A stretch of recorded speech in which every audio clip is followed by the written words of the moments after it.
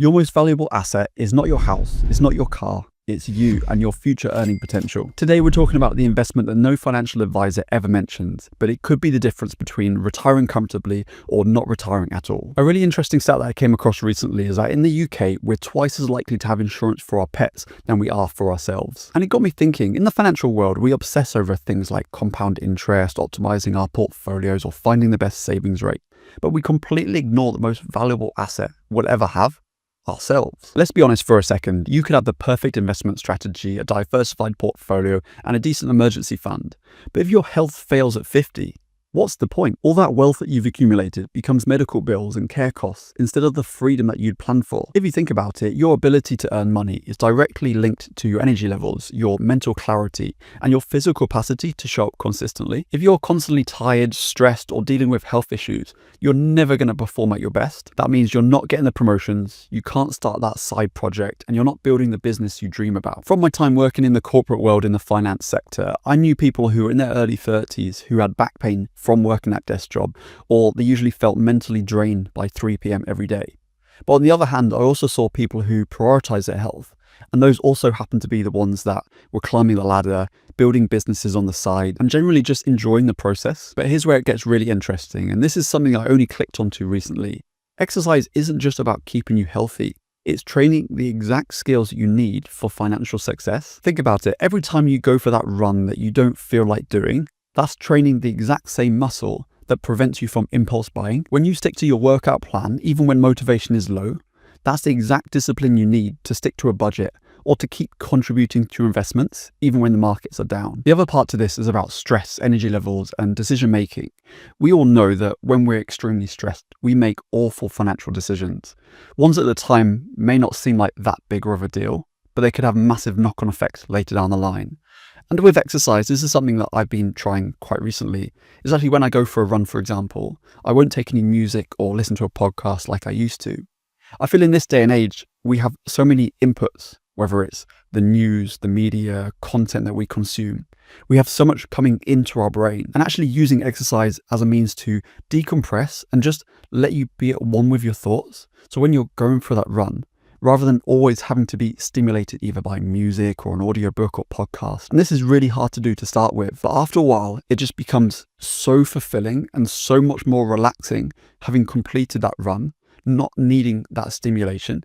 And especially when you're outdoors, especially when the weather is nice, you can just enjoy being outside in the scenery. And all these effects compound too by having that focus on your health. For example, if we have that discipline in an evening, so we know that we go to bed on time, we have a good sleep, we wake up feeling refreshed, have good energy levels, can make better decisions.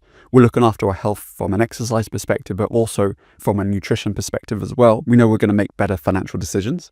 That's then going to either help us in the workplace, if we're self-employed on our own projects, which then in turn is going to give us more success, lead to better fulfillment. And it's that constant loop of then seeing the direct correlation between putting effort into our exercise and our nutrition, and then feeling the rewards later down the line. And it's not always instantaneous. And I think that's why it's quite hard for people to suddenly put all their time and effort into that. But just like compounding when you start investing, when you start with a low portfolio, everyone talks about compounding being this magical thing.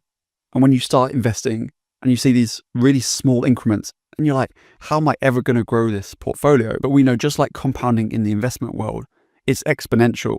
The longer we stay in the market, the more benefits we're going to get from it. And there's another angle here that we often don't talk about, and that's in our financial lives. Being fit and healthy gives us genuine advantages. You've got more energy in networking events, you're more confident in meetings, and you can handle the demands of a challenging career without burning out. And when you feel good physically, it shows how you carry yourself, how you communicate, your posture, your confidence. You speak with more authority. You take on challenges that you may not have done before. These aren't small things. These can be career-changing differences that directly impact your earning potential. I also found that some of my best professional connections have come through run clubs or the gym. There's something about exercising together that breaks down barriers and builds genuine connections. There's something unique about running where obviously you're running in the same direction. You're not looking at each other like you're sat across each other from a table, less interview-like. You can have a much more relaxing conversation. And in our careers, often it's those relationships that are worth a lot more than any qualification. So how can we put this into practice? Now, look, I'm not saying you need to become a marathon runner or you need to spend 2 hours a day in the gym. We can start small, and that's the most important thing. We need to make this manageable. It's not about actually completing the thing. It's about building the habit of doing so. It could literally be taking a 20-minute walk in your lunch break. It could be taking the stairs instead of the lift, or finding some form of movement that you actually enjoy. Treat your health just like you treat your investments. You start off small, but the most important thing is that you remain consistent. And over time, you compound, and that eventually builds into something significant. And if you can enjoy the process along the way, then even better. That's what's going to make you stick to that habit. One of my favorite sayings is, what gets measured gets improved. And in exactly the same way that we might manage your investment or look at the performance over time, you can see that in your health markers. It could be simply what you're lifting in the gym. It could be a time that you're running. It depends how competitive you want to be with it. But it also could be other factors. It could be your heart rate, blood pressure, your body weight. It could be seeing how you look in the mirror. Everyone's goals are going to be different. But the most important thing, especially when you're tracking performance, is to not over-obsess with the data, but have something that you can quantify, because that's how you're going to measure the performance. And when you can measure something, you know how to improve it. And actually, as a reinforcing mechanism, that's what's going to keep you motivated to keep moving forward. And remember the bigger picture. This is not just about building wealth. This is about building a life where you can actually enjoy that wealth. What's the point on financial freedom if you don't have the health to make the most of it? If this perspective resonated with you, let me know your thoughts down below. This was a little bit of a different video than what I usually do, but fitness has always been a passion of mine, and I've seen the direct impact it has on people's financial success. Drop it a like if you enjoyed it, subscribe if you're new, and I will catch you in the next one.